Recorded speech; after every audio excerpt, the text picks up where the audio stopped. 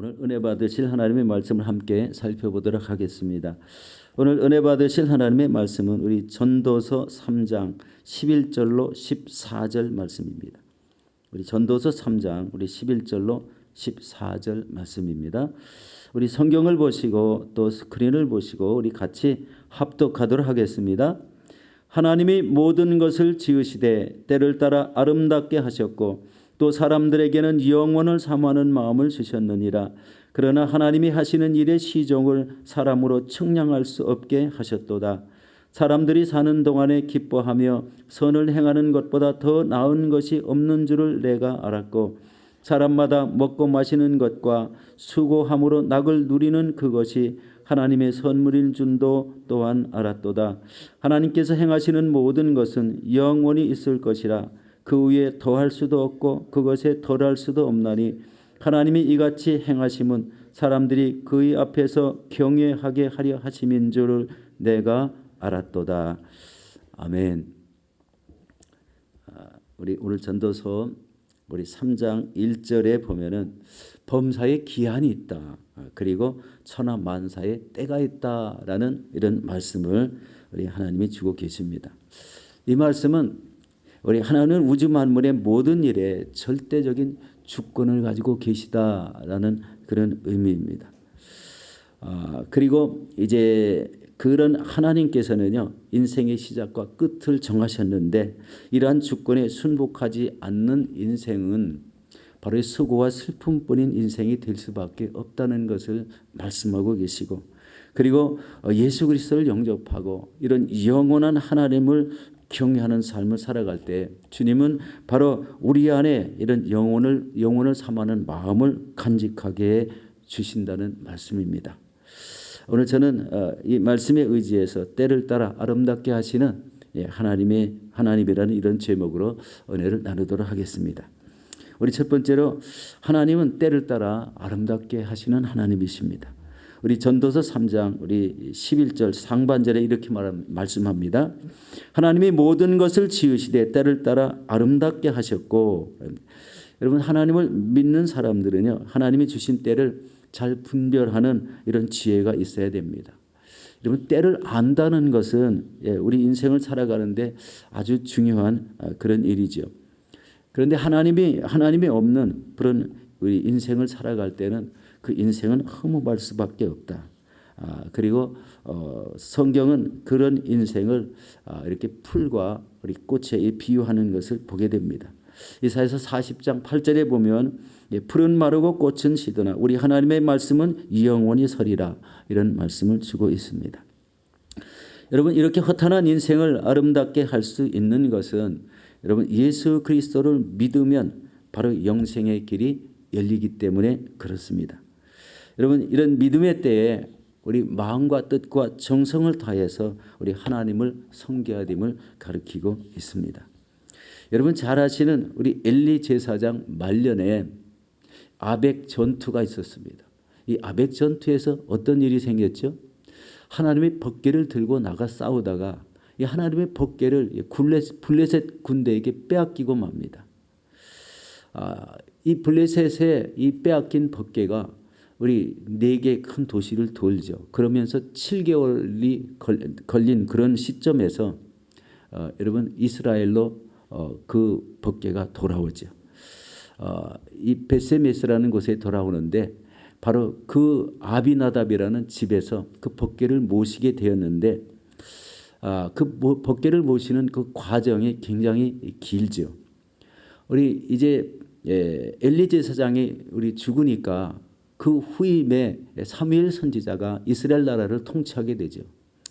이 사무엘이 이스라엘 나라를 봤을 때 하나님의 말씀이 너무 희귀한 그때에 너무나 우상이 온 나라에 가득하기 때문에 이 사무엘의 치중한 이런 정치는 바로 이 각 가정마다 각 마을마다 들어있는 우상을 다 제거하는 일이었습니다. 그것이 자그만치 20년이나 걸렸습니다. 20년이나 걸렸다는 의미는 아비나답 집에 법궤가 20년 동안 그대로 있었다는 겁니다. 그 다음에 사무엘 이후에 첫 임금, 첫 왕이 세워졌는데 사울이 세워졌죠. 그런데 사울 왕이 바로 40년 동안 이스라엘 나라를 우리 치리하는 그 동안에도 그 법궤는 어디에 있었어요? 아비나답 집에 그대로 있었습니다. 그리고 그 이후에 다윗이 왕이 되어서 10년이 지날 때쯤에 법궤를 자기 장막으로 옮겨드리게 됩니다. 그러면 몇 년이 됐죠? 법궤가 70년이 됐습니다. 70년 동안 아비나답의 집에서 그 법궤를 섬겼는데 너무나 특이한 점을 하나 발견했죠. 그게 뭡니까? 70년 동안 법궤를 섬겼는데 아비나답 집에 복을 주었다는 말씀이 없습니다. 아비나답 집에서 이 수레를 통해서 이제 다윗이 법궤를 옮기려고 이렇게 끌고 가다가 이 소가 뛰는 바람에 이 웃사라는 사람이 법궤를 딱 붙잡죠. 이때 어떻게 했습니까? 하나님이 그 웃사를 쳐서 죽게 만들었습니다. 역대상에 보면은 좀 무서운 말이 나오죠. 몸을 찢었다고 이렇게 말했어요. 하나님 법궤 함부로 손을 대 아무나 손을 대는 게 아니죠. 이에 분을 느낀 이 다윗이 내가 어찌 이 하나님의 법궤를 내 장막에 모시려 하고 그 법궤를 오벳 에돔의 집에 이렇게 두게 됩니다. 그런데 오벳 에돔의 집에서 3개월 동안 법궤가 있었는데요. 하나님이 그 집에 복을 주셨다고 이렇게 말씀합니다. 참 이상하죠. 아비나답은 70년 동안 섬겼고 오벳 에돔은 3개월 동안 법궤를 섬겼는데 한쪽은 복이 없고 한쪽은 복을 받았다. 이렇게 표현합니다. 여러분 이것을 어떻게 설명해야 될까요? 바로 하나님을 섬길 때의 그 마음의 자세입니다. 그리 온 마음과 뜻과 정성을 다해서 하나님을 섬겼다는 거예요. 이 아비나답 오벳 에돔이라는 그 이름의 뜻은요.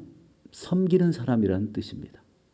그리고 오벳 에돔의 그 잘하는 그 신앙 속에 잘하는 것이 있었는데 뭐냐면 나팔을 불어서 하나님을 찬양하는 것과 그리고 법궤의 곁을 떠나지 않고 하나님을 섬겼다는 거예요. 그러니까 하나님을 찬양하며 법궤의 곁을 떠나지 않고 하나님을 섬겼던 그 3개월 기간, 짧은 기간이지만 하나님은 그 가정에 그가 하는 모든 일터에 복을 주셨다는 겁니다.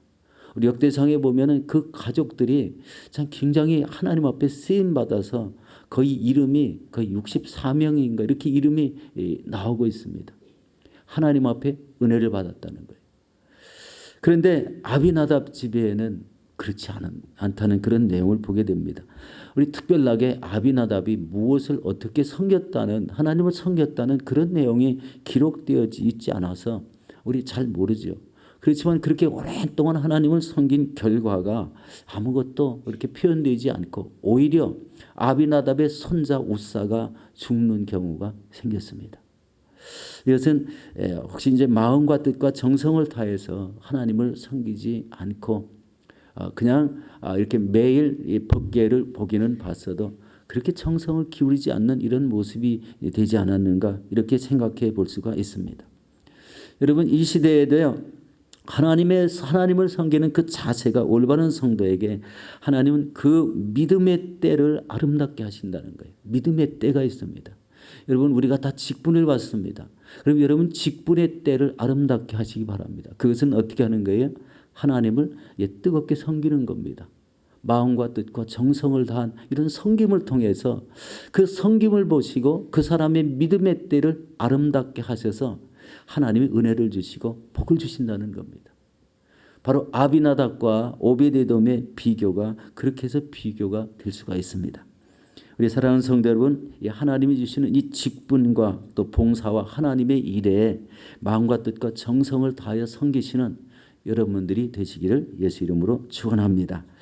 두 번째는요. 오늘 말씀해 보니까 영혼을 사모하는 마음을 주셨다라고 이렇게 말씀합니다. 전도서 3장 11절 하반절의 말씀입니다.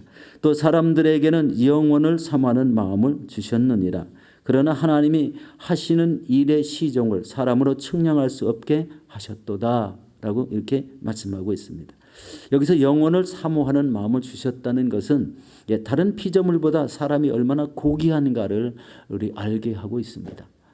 그리고 하나님 믿음 안에 살아가는 성도들이 얼마나 가치 있는 존재인지를 깨닫게 하는 말씀입니다. 여러분, 영혼을 사모하는 마음을 주셨다는 그 뜻은 하나님의 형상대로 지음을 받은 인간에게는 영혼을 사모하는 마음을 심어주셨다라는 그런 뜻입니다. 이 영어 성경에는요, 더 자세히 이렇게 나왔는데요. 우리 영혼을 사모하는 그 마음에 영혼을 세팅해 놓으셨다. 세팅. 여러분들 컴퓨터에 뭘 하나 세팅해 놓으면 그대로 되는 거 보시죠. 우리 마음, 영혼 안에는 하나님이 우리 저 영원한 저 천국을 사모할 수 있는 마음을 이렇게 세팅했다는 거예요. 컴퓨터같이 입력을 시켰다는 그런 말씀입니다. 마치 여러분 회기성 물고기가 있죠. 회기성 물고기가 알을 낳고 자기가 자랐던 그 장소에 우리 오랜 시간이 걸쳐서라도 그 장소에 다시 돌아온다는 그런 이야기 한번 들어보셨을 겁니다. 회기성. 우리 인간의 영혼은 그렇게 천국을 사모하며 천국을 반드시 가도록 오도록 만들었다는 겁니다. 그런데 문제는 이 땅에서 예수 그리스도를 영접하지 않는 사람은 그곳에 이를 수가 없게 하셨습니다. 영혼을 사모하는 그런 마음, 이 마음이 우리 안에 우리 간절해야 되는 이런 경우를 보게 됩니다. 가끔 믿는 사람도요, 이렇게 말할 때가 있습니다. 자신이 그 허탄하다는 그런 의미로 말을 하는데요. 사람이 죽으면 다 끝이지 뭐 이렇게 얘기를 합니다. 그러나 우리는 영원하신 하나님을 바라보고 살아가야 된다는 것입니다. 여러분, 사람이라는 뜻이 있습니다. 우리 사람이라는 뜻은 우리 헬라어로요, 위를 바라보는 자, 엔스로포스라는 그런 의미가 있습니다. 위를 바라보고 살아야 된다는 거예요. 우리 세상을 바라보는 게 아니라 위를 보고 살아가는 인생이 될 때 하나님은 그 사람의 영혼을 세팅한 그대로 영원한 천국에서 살아가게 하신다는 겁니다. 요즘 많은 이 세상이 너무 많이 어려워졌습니다. 그런 가운데 오로지 하나님만을 추구하는 이런 삶이 점점점 희미해지는 것을 보게 됩니다. 이런 것을 우리 바라보고 있을 때 이 코로나가 너무 요즘 확산이 되고 또 인도 같은 경우에는 하루에 40만 명 이상이 우리 확진이 되어 나간다고 합니다. 그리고 죽어가는 이런 사람도 하루에 뭐 3천 명, 4천 명 막 이렇게 되는 것을 우리 뉴스에서 우리 보고 있습니다. 우리 솔로몬 왕이 전도서 1장 2절에 이런 모습을 보고 이렇게 얘기를 하는 것 같습니다. 전도서 1장 2절입니다. 전도자가 이르되 헛되고 헛되며 헛되고 헛되니 모든 것이 다 헛되도다. 이 삶이요, 헛된 것을 추구하면 헛된 것밖에는 될 수 없습니다. 그러나 우리의 영혼을 하나님 나라의 영원한 나라에 오게 세팅해 놓으셨다는 이 말씀을 기억할 때에는 그렇지 않다는 거예요. 우리 이렇게 모든 사람들이 헛된 삶을 살아가는 동안에 우리의 영원한 삶을 계속 간직하기 위해서는 과연 그러면 어떻게 살아가야 되는가, 그 내용을 잠시 살펴보도록 하겠습니다. 그것은 첫 번째로 하나님 안에서 기뻐하고 선을 행하는 삶을 살아야 됩니다. 오늘 전도서 3장 12절 말씀입니다. 우리 같이 한번 보도록 하겠습니다. 사람들이 사는 동안에 기뻐하며 선을 행하는 것보다 더 나은 것은 없는 줄을 내가 알았고 라고 이렇게 말씀합니다. 여러분, 이 선행을 행하라. 하나님을 기뻐하며 선을 행하라는 삶입니다. 어려운 이웃을 섬기는 것. 현대도 주변에 어려운 이웃들이 많죠. 이 국가도 그렇죠. 이 아프리카에는 아직도 백신이 공급되지 않는 나라가 거의 다라고 합니다. 또 이 이웃 나라, 이 인도가 가까운 나라가 이렇게 40만 명씩 이렇게 확진이 되어 나가니까 각 나라마다 인도 사람 못 들어오게 다 막아버리죠. 비행기도 못 들어오게 하고 사람도 못 들어오게 하고.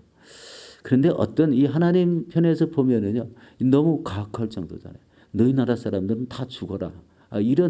그런 그 뉘앙스가 풍기게 하고, 우리나라에 들으면 너희들 때문에 다 감염된다는 이런 개념을 가지고 있다는 거예요. 이 선이라는 거는요, 그런 걸 다 좀 받아주면서 함께 치료해주고 또 백신을 공급해주고 이렇게 해야 되는 게 아닌가, 이런 생각을 해보게 됩니다. 두 번째입니다. 먹고 마시고 수고하며 이 만족을 누리는 삶을 살아라. 우리 전도서 3장 13절 말씀입니다. 사람마다 먹고 마시는 것과 수고함으로 낙을 누리는 그것이 하나님의 선물일 줄도 또한 알았도다.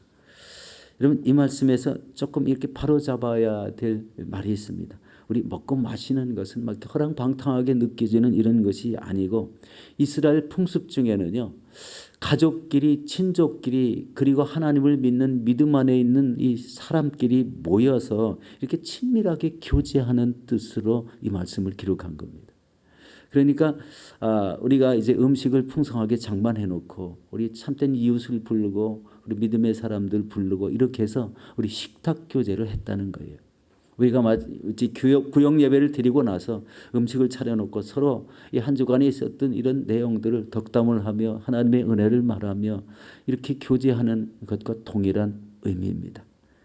이 먹고 마시는 것 중에도 바로 이렇게 식탁 교제를 하며 하나님의 은혜를 나눴다는 이런 말입니다. 그 다음에 이제 세 번째로는요, 하나님을 경외하는 이런 삶을 살아야 됩니다. 우리 전도서 3장 14절 말씀입니다. 우리 함께 보도록 하겠습니다. 하나님께서 행하시는 모든 것은 그 위에 더할 수도 없고 그것에 덜할 수도 없나니 하나님이 이같이 행하심은 사람들이 그의 앞에서 경외하게 하려 하심인 줄을 내가 알았도다. 하나님을 경외하라. 여러분, 요즘 상황이 아무리 급박하다 할지라도 하나님의 뜻과 계획과 하나님의 성품은 절대로 변함이 없으십니다. 오로지 하나님을 경외하는, 이 진실하게 하나님을 경외하는 이런 사람이 바로 이 영원한 천국의 이 주인공이 된다는 것을 우리 확인하게 됩니다. 우리 사랑하는 성도 여러분, 여러분의 믿음의 삶을 아름답게 하시고 영원을 삼하는 마음으로 충만하시기를 예수 이름으로 축원합니다.